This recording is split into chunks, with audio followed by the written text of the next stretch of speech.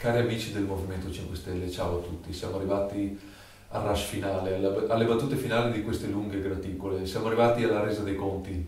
Abbiamo girato il Veneto in lungo e in largo, siamo stati sottoposti a 7 graticole, a centinaia di domande da parte degli attivisti e anche dei giornalisti. Siamo un po' stanchini. È stata un'esperienza estenuante, ma è stata anche un'esperienza esaltante. Io posso dire di aver conosciuto altri 9 candidati eccezionali, 9 persone straordinarie, tutte competenti, tutte preparate, piene di iniziativa, ottimiste, motivate e soprattutto 9 persone per bene. Ecco, io sono orgoglioso di aver lavorato fianco a fianco con ciascuno di loro. Io mi sento onorato di essermi potuto confrontare con loro e di essere anche stato sopportato da loro per tutto questo tempo.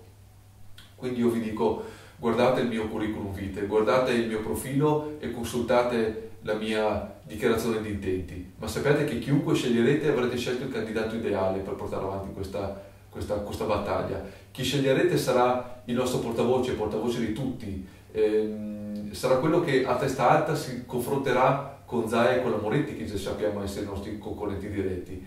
Chiunque sceglierete sarà in grado di portare avanti la voce anche di buona parte della cittadinanza e del disagio della cittadinanza.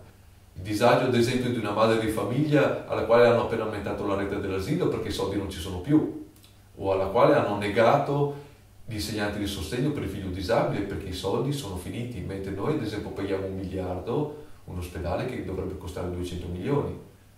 Oppure il disagio di un padre di famiglia che sta vivendo il dramma del lavoro che non c'è, mentre noi investiamo decine di miliardi di euro in opere che reputiamo strategiche, mentre sono completamente inutili e non portano né sviluppo né tantomeno posti di lavoro.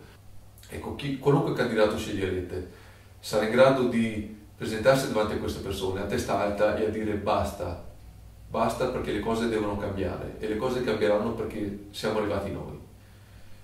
Guardiamoci intorno, il Veneto è una regione straordinaria, non ci manca nulla per farne l'avanguardia d'Europa.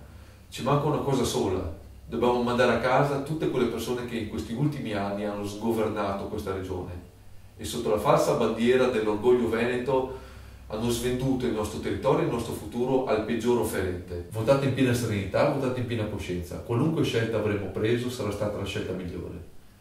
Grazie per l'attenzione, buon voto e in bocca al lupo a tutti.